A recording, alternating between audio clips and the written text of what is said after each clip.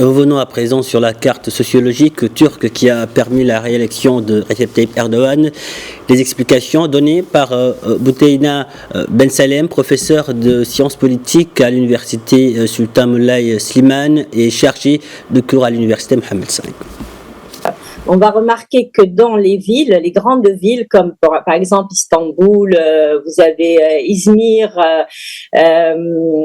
Ankara, le vote est plutôt favorable à son rival, Kemal Kılıçdaroğlu. Mais dans l'Anatolie profonde, dans les petites villes, dans les campagnes,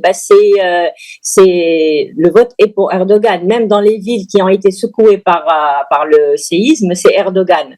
Donc il y a vraiment une polarisation un peu de la société turque, où il y a une partie de classe moyenne qui veut le changement, mais il y a une autre partie qui pense qu'Erdogan est l'homme de la situation, sachant bien que la Turquie a beaucoup de défis à relever, et Erdogan c'est un bon orateur, c'est quelqu'un qui a promis des choses et qui les a réalisées. Et puis il faut pas oublier aussi que son parti, avant cette crise économique, avait fait de bons résultats économiques. Alors en ce qui concerne les nationalistes, effectivement, il y a des nationalistes qui ont soutenu Kılıçdaroğlu, et puis il y a des nationalistes qui ont aussi soutenu Erdogan. Ça va de soi. Je pense que tous les Turcs sont nationalistes, surtout quand il s'agit de questions comme le terrorisme ou autre chose. Mais il est vrai qu'Erdogan a su s'imposer ou a su aussi imposer la Turquie comme un pays fort dans son environnement international,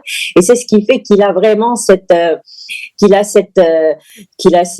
influence sur les gens. Il ne faut pas oublier que même les Turcs qui vivent à l'étranger, la majorité ont voté pour Erdogan, pas pour son rival.